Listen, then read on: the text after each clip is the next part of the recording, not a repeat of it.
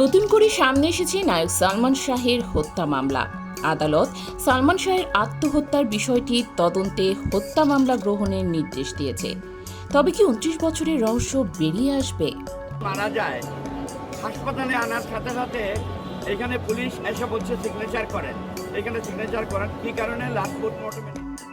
সালমান শাহ বাংলাদেশের সবচেয়ে স্টাইলিস্ট নায়ক, যার সাবলীল অভিনয় বাংলাদেশের অসংখ্য ভক্তদের মনে দাগ কেটে আছে। তাকে ঘিরে রয়েছে ভক্তদের মধ্যে নানা রকম কৌতূহল। বাংলাদেশের চলচ্চিত্র ইন্ডাস্ট্রির ইতিহাসে সবচেয়ে আলোচিত ও রহস্যময় ঘটনা হল সুপারস্টার সালমান শাহের মৃত্যু। 1996 সালের 6 সেপ্টেম্বর পুরো জাতিকে কাঁদিয়ে চলে যাওয়া এই তারকার মৃত্যু আত্মহত্যা নাকি পরিকল্পিত হত্যা, এ প্রশ্নের উত্তর আজও অজানা। এইবার এটা অপমৃত্যু থেকে হত্যা মামলায় এটা ট্রান্সফার হবে, এইটাই আমাদের দাবি। আমরা আত্মহত্যা বলি না, আমাদের কাছে অজস্র প্রমাণ আছে। প্রায় 3 দশক ধরে ভক্ত, পরিবার ও চলচ্চিত্র সংশ্লিষ্ট সবাই অপেক্ষা করছিলেন সত্য উদ্ঘাটনের।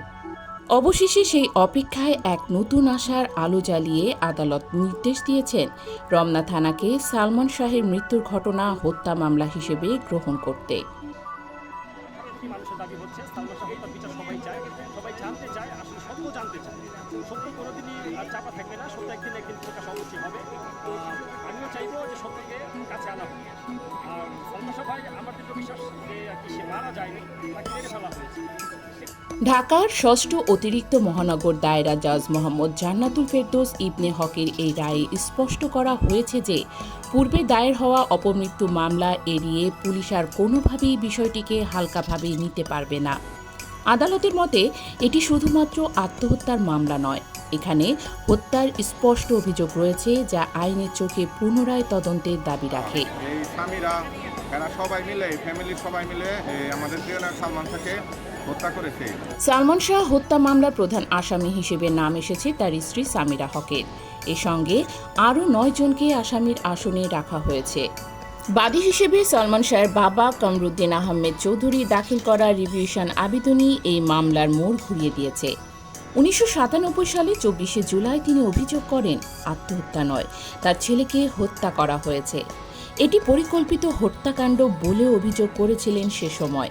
আদালত সে সময়ে পুলিশের সিআইডিকে অপমৃত্যু ও হত্যার অভিযোগ একত্রে তদন্তের নির্দেশ দিলেও দীর্ঘ 29 বছরে কোনো সুনির্দিষ্ট অগ্রগতি হয়নি। বাংলাদেশের ইতিহাসে কোনো সেলিব্রিটি মৃত্যুকে ঘিরে এত দীর্ঘ তদন্ত আর হয়নি।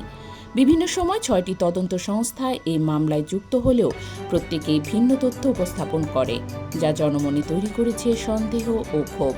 দেশের কোটি ভক্তের ভাষায় সালমান শাহের মৃত্যুর রহস্য গোপন করা হয়েছে।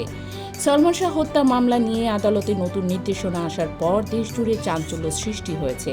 আত্মহত্যার ঘটনায় রমনা থানা এখন হত্যা মামলা হিসেবে তদন্ত শুরু করবে।